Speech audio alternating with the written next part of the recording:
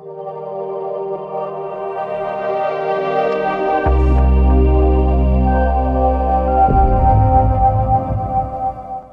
or are you a slave? That's the title of my message. Are you a son or are you a slave? I don't know. Your neighbor might not know. The person sitting next to you may not know. But you know.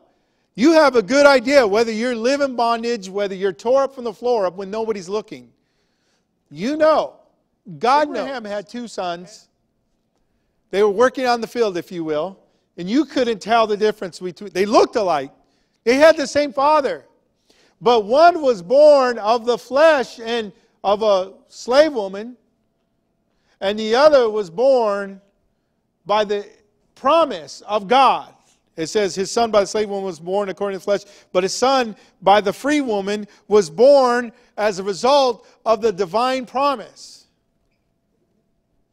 Okay, so you have two children, two sons. One was born of a slave woman, and that was born according or out of the flesh. That's important. This is important. This is important. Let me just stop here for a moment. Because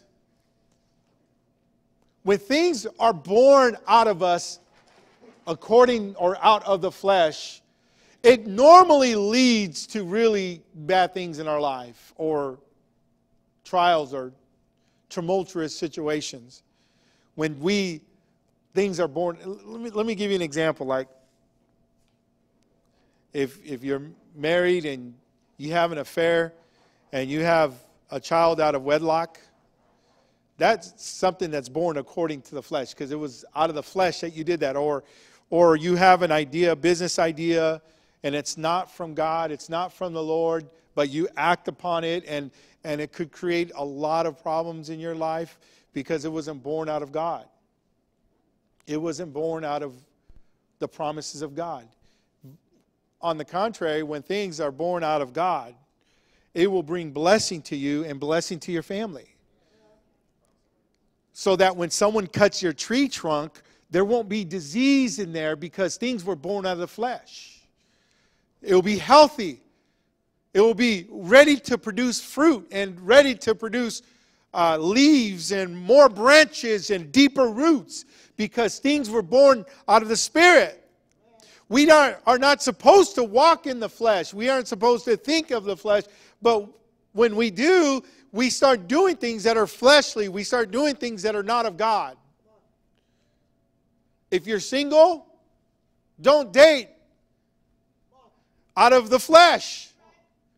You say, well, how am I supposed to date? Ask the Lord to bring someone to you that's of the Spirit. I thank the Lord, my God, that my wife was born. This was such a God thing.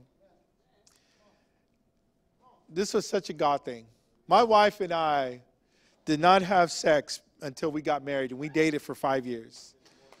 This thing, now, she doesn't like when I get transparent, but I'm going to tell you right now, if it wasn't for her, I don't think I would have been able to make that claim. Can I be real for a sec? Can I be real? And if we would have had a baby out of wedlock, and please, I'm not trying to put anybody down here, okay? But if we would have had a baby out of wedlock, that would have been born out of the flesh because it wasn't consummated between us and God. But we didn't have a baby out of wedlock. We got married, and thank the Lord, we were pure when we got married. As a matter of fact, and I've shared this before, when I went to kiss the bride, I went to kiss her on the cheek, and she pulled my head to kiss me on the lips. I'm like, whoa, hold on. Oh, yeah, we're married now. I was ready to bust slobs right there at that point. Come on, girl. Bam. Let's do this. You know what I mean? We're married now. But when we were dating, we would kiss. We got to the point where we had a kiss on the cheek, because one thing always leads to another. Don't say, well, I can handle. I got this. Sure, you got this. Like I always tell my youth group back when I was a youth pastor, I would say, don't say no, or I didn't say that. I said it's too late to say no when you're in the mountains and the windows are all fogged up. We live near Mount Hamilton, and so that's too late. You need to say no before you go up to those mountains.